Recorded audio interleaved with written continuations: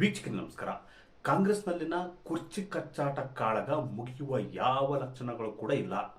ನೋಡಿ, ಒಂದ್ ಕಡೆ ಸಿಎಂ ಸಿದ್ದರಾಮಯ್ಯನವರ ಬಣದ ಶಾಸಕರು ಆಸ್ಟ್ರೇಲಿಯಾ ಮತ್ತು ನ್ಯೂಜಿಲೆಂಡ್ ಪ್ರವಾಸಕ್ಕೆ ತೆರಳಿದ್ರೆ, ಮತ್ತೊಂದ್ ಕಡೆ ದಲಿತ ಸಿಎಂ ದಾಳ ಉರುಳಿಸಿದ್ದಾರೆ. ನೋಡಿ, ಯಾವುದೇ ಕಾರಣಕ್ಕೂ ಡಿಸಿಎಂ ಡಿಕೆ ಶಿವಕುಮಾರ್ ಅವರಿಗೆ ಸಿಎಂ ಹುದ್ದೆಯನ್ನು ಬಿಟ್ಟು ಕೊಡಬಾರ್ದು ಅಂತ ಜಿದ್ದಿಗೆ ಬಿದ್ದಿರ್ತಕ್ಕಂಥ ವಿರೋಧಿ ಪಡೆ ಈಗಾಗಲೇ ತನ್ನ ಹೊಸ ದಾಳವನ್ನು ಉರುಳಿಸತೊಡಗಿದೆ. ಮತ್ತೊಂದು ಕಡೆ ಡಿಸಿಎಂ ಡಿಕೆ ಶಿವಕುಮಾರ್ ಅವರು ಕೂಡ ನೋಡಿ, ನಾನು ಪಕ್ಷ ಕಟ್ಟಿದ್ದೀನಿ, ಪಕ್ಷವನ್ನು ಅಧಿಕಾರಕ್ಕೆ ತಂದಿದ್ದೀನಿ, ಹೀಗಾಗಿ ತನಗೆ ತಕ್ಕ ಕೂಲಿ ಬೇಕು ಅಂತ ಪಟ್ಟು ಹಿಡಿದಿದ್ದಾರೆ.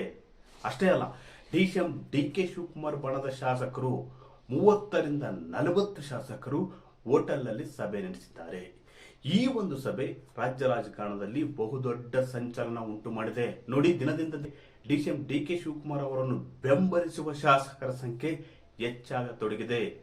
ಕಳೆದ ಕೆಲವು ದಿನಗಳ ಹಿಂದಷ್ಟೇ ಡಿಸಿಎಂ ಡಿಕೆ ಶಿವಕುಮಾರ್ ಅವರನ್ನು ಬೆಂಬಲಿಸುವ ಶಾಸಕರು ಬರೀ ಬೆರಳೆಣಿಕೆಯಷ್ಟಿದ್ದಾರೆ ಅಂತ ಹೇಳಲಾಗ್ತಿತ್ತು. ಆದರೆ ಈಗ ಡಿಸಿಎಂ ಡಿಕೆ ಶಿವಕುಮಾರ್ ಅವರು ಬೆಂಬಲಕ್ಕೆ ನಿಲ್ಲುವ ಶಾಸಕರ ಸಂಖ್ಯೆ ದಿನದಿಂದ ದಿನಕ್ಕೆ ಹೆಚ್ಚಾಗತೊಡಗಿದೆ. ಹಾಗಾದ್ರೆ ಡಿಸಿಎಂ ಡಿಕೆ ಶಿವಕುಮಾರ್ ಅವರ ಬಣದ ಶಾಸಕರು ಹೋಟೆಲ್ನಲ್ಲಿ ಸಭೆ ನಡೆಸಿದ್ದಾದರೂ ಯಾಕೆ? ವೀಕ್ಷಕರೇ ನೋಡಿ, ಸಿಎಂ ಸಿದ್ದರಾಮಯ್ಯನವರು ಮಾರ್ಚ್ 6ಕ್ಕೆ ತಮ್ಮ 17ನೇ ಬಜೆಟ್ ಮಂಡಿಸಲಿದ್ದಾರೆ. ಬಜೆಟ್ ಬಳಿಕ ಕಾಂಗ್ರೆಸ್ನಲ್ಲಿ ನಾಯಕತ್ವ ಬದಲಾವಣೆ ಆಗಲಿದೆ ಎಂಬ ಮಾತುಗಳು ಕೂಡ ಕೇಳಿ ಬರುತ್ತಿವೆ.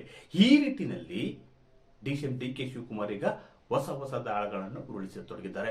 ಮತ್ತೊಂದು ಕಡೆ ಹೈಕಮಾಂಡ್ ಮೇಲೆ ಒತ್ತಡ ಹೇರಿರ್ತಕ್ಕಂಥ ಡಿಸಿಎಂ ಡಿಕೆ ಶಿವಕುಮಾರ್ ಅವರು ಯಾವುದೇ ಕಾರಣಕ್ಕೂ ನನ್ನ ನಿಲುವಿನಿಂದ ಹಿಂದೆ ಸರಿಯುವುದಿಲ್ಲ, ಅದೇ ರೀತಿ ತಾವು ಕೂಡ ಸಿಎಂ ಹುದ್ದೆಯನ್ನು ನೀಡುವುದಕ್ಕೆ ದಿನಾಂಕವನ್ನು ನಿಗದಿಪಡಿಸಿ ಅಂತ ಕೆಲ ದಿನಗಳ ಹಿಂದೆ ಅಷ್ಟೇ ದೆಹಲಿಗೆ ತೆರಳಿ ಡಿಸಿಎಂ ಡಿಕೆ ಶಿವಕುಮಾರ್ ಅವರು ಹೈಕಮಾಂಡ್ ನಾಯಕರಿಗೆ ಮನವರಿಕೆಯನ್ನು ಮಾಡಿಕೊಟ್ಟಿದ್ರು.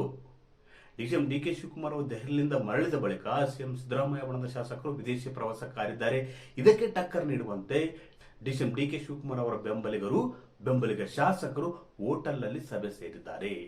ಸುಮಾರು 30ರಿಂದ 40 ಜನರು ಸಭೆ ಸೇರಿ ಮಾತುಕತೆ ನಡೆಸಿದ್ದಾರೆ ಅಂತ ಕೂಡ ಹೇಳಲಾಗ್ತದೆ. ಯಾಕೆ ಈ ಒಂದು ಮೀಟಿಂಗ್ ಮಾಡಿದ್ರು ಎಂಬ ಪ್ರಶ್ನೆ ಕಾಡ್ತಿದೆ. ನೋಡಿ, ಮಾಗಡಿ ಶಾಸಕರಾಗಿರುವ ಬಾಲಕೃಷ್ಣ ಅವರ ಜನ್ಮದಿನ ಇದೆ.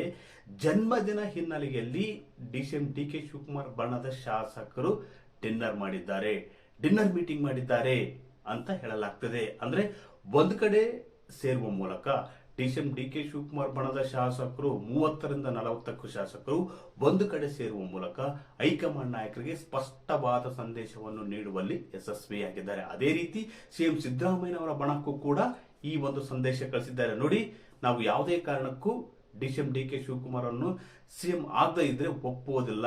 ಕೂಡಲೇ ಡಿಕೆ ಶಿವಕುಮಾರ್ ಅವರಿಗೆ ಸಿಎಂ ಹುದ್ದೆಯನ್ನು ನೀಡುವುದಕ್ಕೆ ಪದೇ ಮುಂದೂಡಬೇಡಿ. ಒಂದು ದಿನಾಂಕವನ್ನು ನಿರ್ದಿಷ್ಟಪಡಿಸಿ, ಒಂದು ದಿನಾಂಕವನ್ನು ನಿಗದಿಗೊಳಿಸಿ ಎಂಬ ನಿಟ್ಟಿನಲ್ಲಿ ಡಿಸಿಎಂ ಡಿಕೆ ಶಿವಕುಮಾರ್ ಅವರ ಬೆಂಬಲಿಗ ಶಾಸಕರು ಸಭೆ ನಡೆಸಿದ್ದಾರೆ ಅಂತ ಕೂಡ ಹೇಳಲಾಗ್ತದೆ. ಡಿಸಿಎಂ ಡಿಕೆ ಶಿವಕುಮಾರ್ ಅವರಿಗೆ ಶಾಸಕರ ಬೆಂಬಲ ಇಲ್ಲ ಹಿನ್ನೆಲೆಯಲ್ಲಿ ಹೈಕಮಾಂಡ್ ನಾಯಕರು ಸಿಎಂ ಹುದ್ದೆಯನ್ನು ನೀಡುವುದಕ್ಕೆ ಒಂದಷ್ಟು ಹಿಂದೇಟು ಆಗ್ತದೆ. ಯಾಕಂದ್ರೆ ಮಾಸ್ ಲೀಡರ್ ಆಗಿರ್ತಕ್ಕಂಥ ಸಿದ್ದರಾಮಯ್ಯ ಅವರಿಗೆ ಅತಿ ಹೆಚ್ಚು ಶಾಸಕರ ಬೆಂಬಲವಿದೆ ಎಂಬುದು ಕೂಡ ಅವರ ಅರಿವಿಗಿತ್ತು. ಆದರೆ ಈಗ ಡಿಸಿಎಂ ಡಿಕೆ ಶಿವಕುಮಾರ್ ಅವರನ್ನು ಬೆಂಬಲಿಸುವ ಶಾಸಕರ ಸಂಖ್ಯೆ ದಿನದಿಂದ ದಿನಕ್ಕೆ ಹೆಚ್ಚಾಗತೊಡಗಿದೆ. ಕಾಂಗ್ರೆಸ್ನಲ್ಲಿ ಉಂಟಾಗಿರ್ತಕ್ಕಂಥ ಕುರ್ಚಿ ಕಾಳಗ ಸದ್ಯದ ಮಟ್ಟಿಗೆ ಯಾವುದೇ ಕಾರಣಕ್ಕೂ ಮುಗಿಯುವ ಲಕ್ಷಣವಂತೂ ಇಲ್ಲ.